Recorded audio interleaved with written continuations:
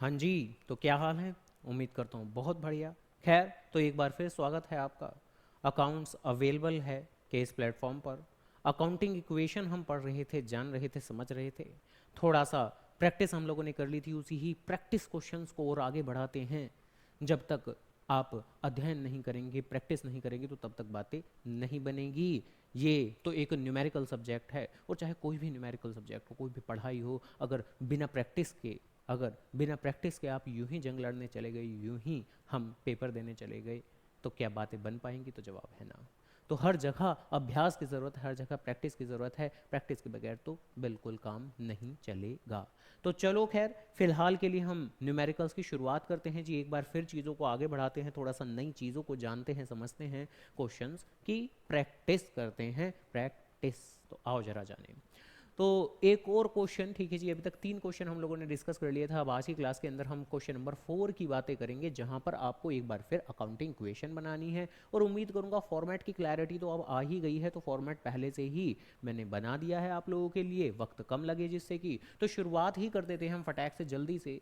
जहां सबसे पहली ट्रांजैक्शन ट्रांजैक्शन अच्छा, लास्ट क्लास के अंदर हमने एक ज़रूरी बात की थी। हमने एक बहुत ज़रूरी बात की थी, और जिसने अगर नहीं देखी है तो लास्ट क्लास, तो प्लीज़ पहले जाकर पिछली क्लासेस देख लीजिए। प्लेलिस्ट बनी हुई है तरीके से। तो ये तो आपका लेक्चर नंबर 7 है। पहले पिछली क्लासेस देख लीजिए, तभी ही आपकी बातें सही तरह से कनेक्ट हो पाएंगी।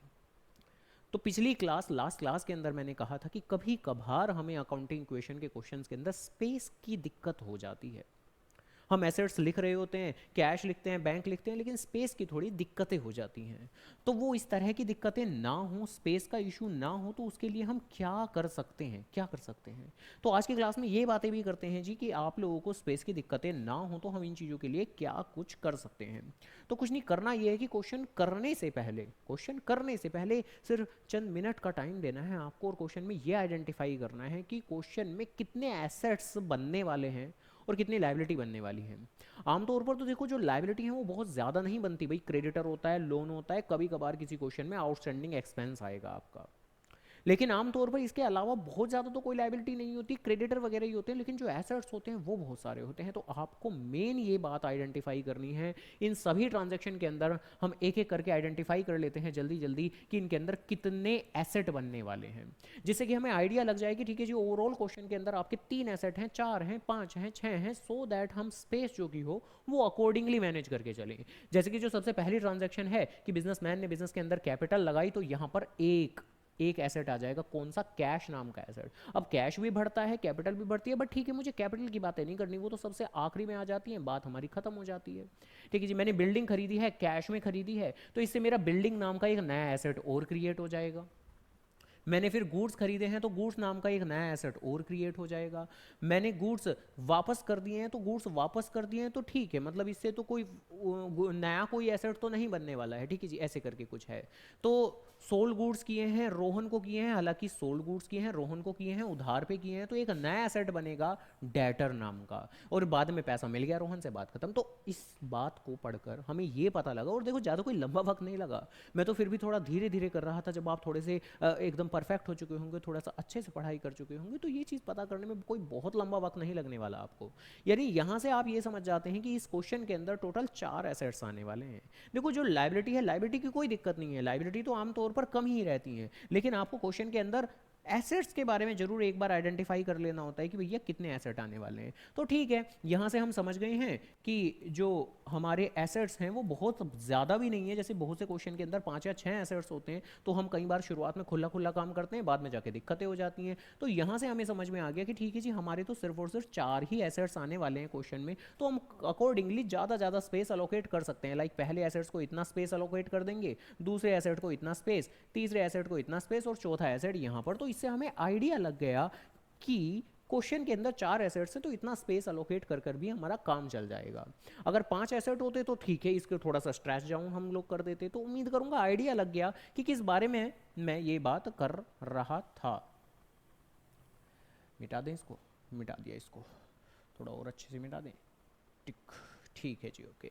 तो चलो खैर अब वापस आ जाते हैं क्वेश्चन पर, ठीक है जी। ये तो स्पेस को लेके आइडिया था, ठीक है जी। और अब इस तरह के आइडिया हम हर क्वेश्चन के अंदर ले लिया करेंगे। तो सबसे पहले तो क्या हुआ है, सबसे पहले बिजनेस स्टार्ट किया गया है, स्टार्टेड बिजनेस विद कैश। और जैसा कि हम कहते ही हैं कि यहाँ पर आप लैंग्वेज को वेरिएट कर सकते हो, बदल सकते हो। Commences business with cash, business commences with cash, business started with cash, तो थोड़ा बहुत लैंग्वेज आप बदल सकते हो।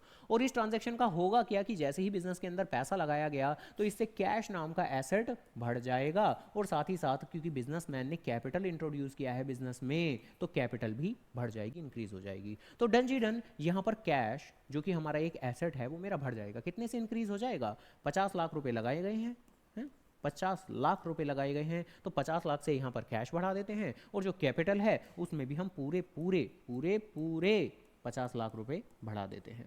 ठीक है जी, हो गई हमारी बात। इसके अलावा देन अगली ट्रांजैक्शन पढ़ते हैं। क्या लिखा है अगली ट्रांजैक्शन में? हमने बिजनेस करने के लिए एक बिल्डिंग खरीदी है। बताओ, बिजनेस बिल्डिंग के बिना जगह के क्या बिजनेस हो जाएगा? नहीं हो पाएगा। तो हमने बिजनेस करने के लिए एक बिल्डिंग खरीदी है, तो खरीद लेते हैं जी बिल्डिंग। बिल्डिंग बिल्डिंग बिल्डिंग मतलब बिजनेस जहां किया जाएगा।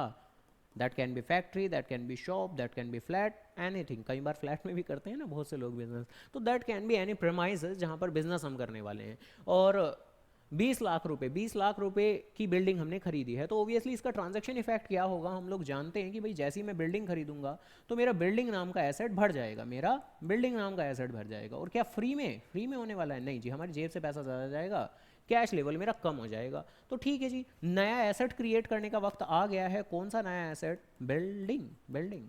और जैसा कि हमने कहा था कि ट्रांजैक्शन का नाम तो, यानी एसेट का नाम तो मैंने टॉप पे लिखा है, लेकिन उसका जो ट्रीटमेंट होगा उसका अलाइनमेंट आपका ये वाला होना चाहिए। ठीक है जी, ध्यान रखना, ट्रांजैक्शन जो ट्रीटमेंट का अलाइनमेंट होगा वो ये नीचे वाला होना चाहिए। तो चलो जी, ठीक है, ओके। तो 20 लाख रुपए की बिल्डिंग खरीदी है, तो 20 लाख रुपए यहाँ पर कैश में से माइनस कर दिया जाएगा। ठीक है जी। और 20 लाख रुपए की बिल्डिंग आ जाएगी। क्या इस ट्रांजैक्शन का मेरी कैपिटल पे कोई फर्क पाएगा? तो जवाब है ना, नहीं, बिल्कुल नहीं। कैपिटल पे तो कब इंपैक्ट आता है? जब बिजनेसमैन या तो बिजनेस के अंदर पैसा लगाए लगाए लगाए लगाए और या फिर बिजनेस में से पैसा निकाल ले, तब उस सिचुएशन में। और जैसा कि हम कहते हैं कि शुरुआत में हम करते हैं 2 ट्रांजैक्शन और उसके बाद क्या निकाल देते हैं? उसके बाद निकाल देते हैं हम new equation, new equation. And once एक बार मेरी 2 ट्रांजैक्शन हो जाए, मैं निकाल देता हूं न्यू इक्वेशन। उसके बाद आफ्टर एवरी ट्रांजैक्शन मैं निकालता हूं न्यू इक्वेशन। तो 50 में से 20 लाख माइनस कर कर यहां बच जाएगा मेरा 30 लाख रुपए। और यहां पर मेरी बिल्डिंग का बैलेंस तो मेरा 20 लाख चल ही रहा है, कैपिटल का बैलेंस तो मेरा यहां पर 50 लाख रुपए चल ही रहा है। इसके अंदर तो कोई भी चेंजेस आए ही नहीं है। इसी के साथ अगली ट्रांजैक्शन क्या लिखी है जी? क्या खरीदा है हमने? गुड्स खरीदा है। हम जानते हैं जब जब हम गुड्स खरीदते हैं तो गुड्स तो आएंगे ना मेरे पास, तो गुड्स आ जाएंगे मेरे पास। तो यानी कह सकते हैं गुड्स नाम का नया एसेट क्रिएट हो जाएगा। और क्योंकि यहाँ पर पार्टी का नेम गिवन है, हम जानते हैं ये बात, हम भली भांति जानते हैं ये बात कि जब कहीं भी ट्रांजैक्शन में ये ना लिखा हो कि कैश में खरीदा है या उधार में खरीदा है, तो हम क्या मानते हैं?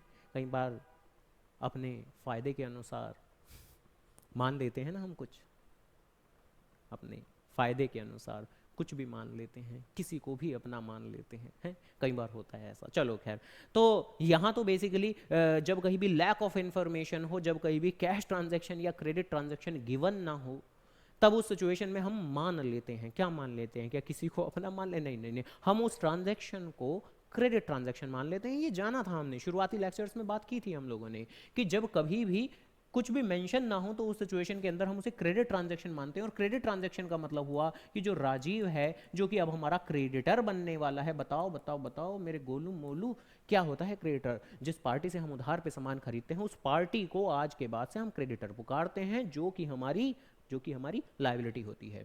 तो डन जी डन, ठीक है, ओके। तो इस ट्रांजैक्शन का क्या करेंगे हम? ट्रांजैक्शन इफेक्ट, एक तो गुड्स नाम का नया एसेट बढ़ाने वाले हैं। क्यों बढ़ा रहे हैं गुड्स नाम का नया एसेट है? क्यों बढ़ा रहे हैं? क्योंकि गुड्स खरीदे हैं।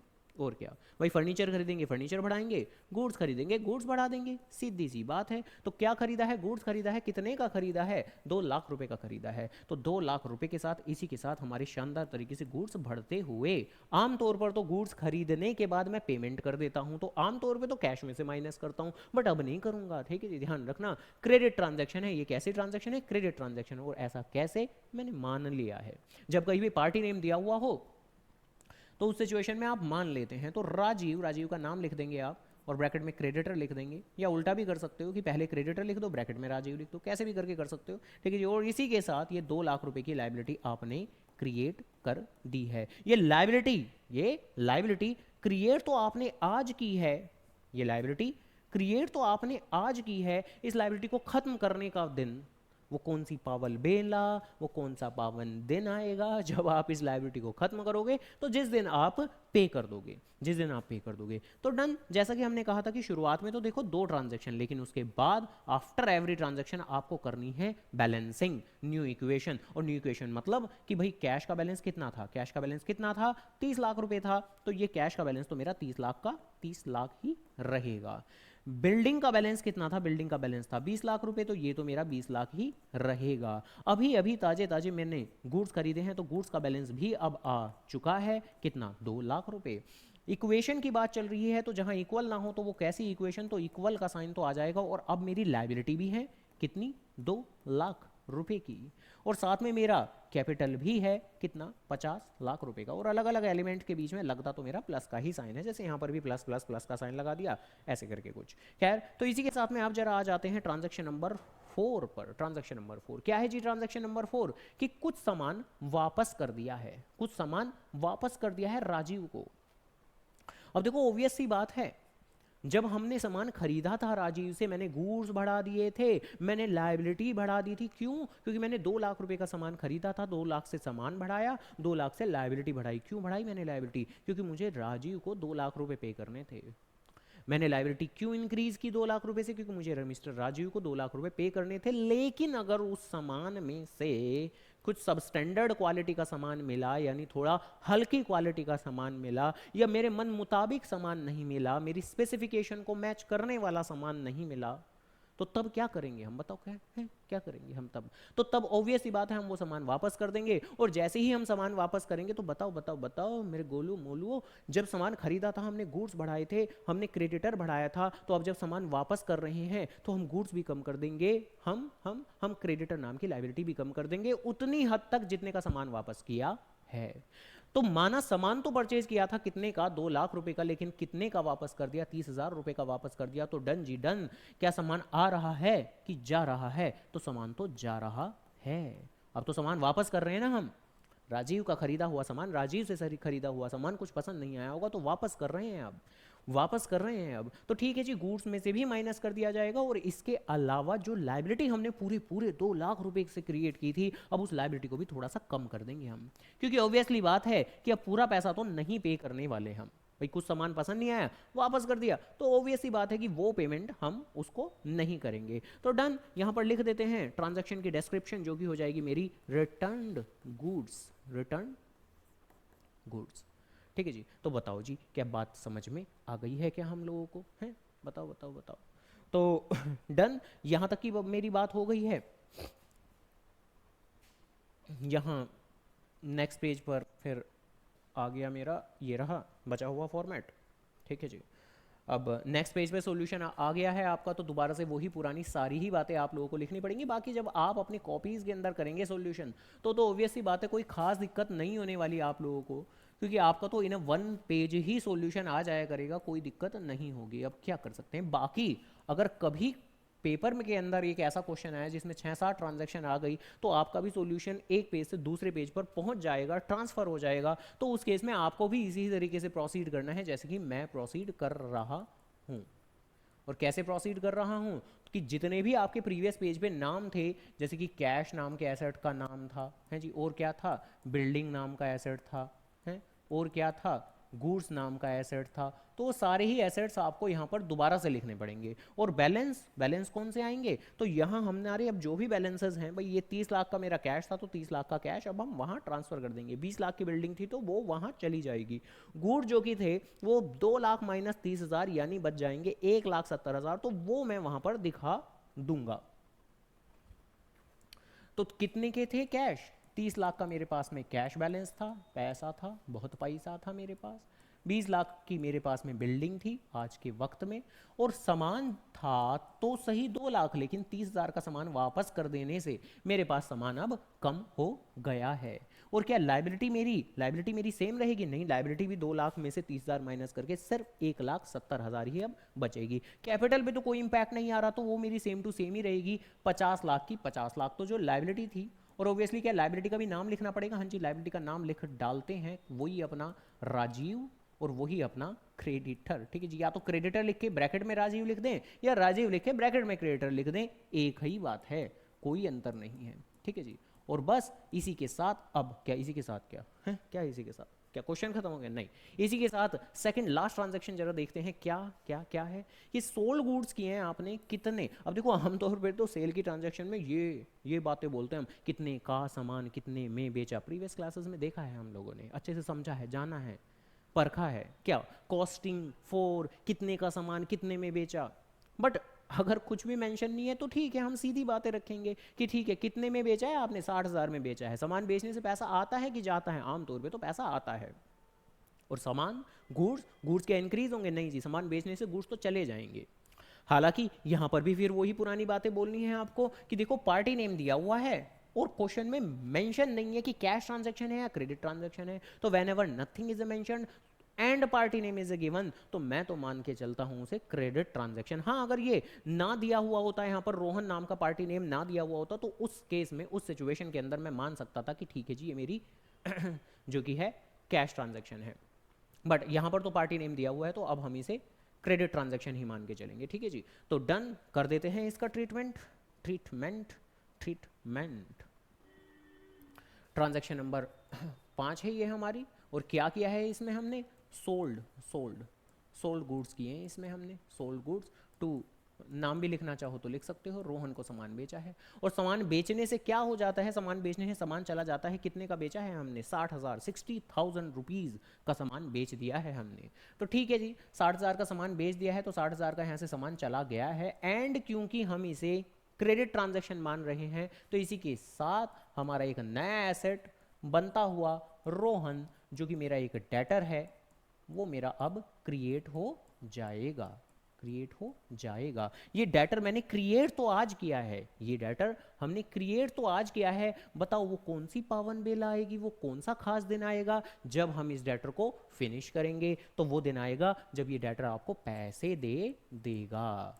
तो उस दिन हम इस लेटर को फिनिश कर देंगे आम सर्कमस्टेंसेस के अंदर। तो इसी के साथ अब जरा बैलेंसिंग कर देते हैं। तो कैश की बैलेंसिंग तो वही पुरानी चल रही है मेरी, 30 लाख। बिल्डिंग की बैलेंसिंग वही पुरानी चल रही है हमारी, 20 लाख। गुड जो कि थे 1,70,000 के थे, लेकिन 60,000 के और सामान बेच दिया हम लोगों ने, तो डन जी डन। अब मेरे पास सिर्फ 1,10,000 के ही गुड्स बचे हैं। और जो डेटर्स हैं वो तो अभी अभी ताजे क्रिएट हुए हैं, फ्रेशली कढ़ाई से निकाले हुए हैं। खैर, और बाकी हमारी जो क्रेडिटर हैं वो 1,70,000 के चल ही रहे थे, और कैपिटल में कोई भी बदलाव नहीं हुआ था, 50 लाख का 50 लाख ही है। तो डन। इसी के साथ में अब आते हैं जरा आखिरी ट्रांजैक्शन पर। जो आखिरी ट्रांजैक्शन क्या है कि हमें फाइनली थोड़ा सा पैसा मिल गया।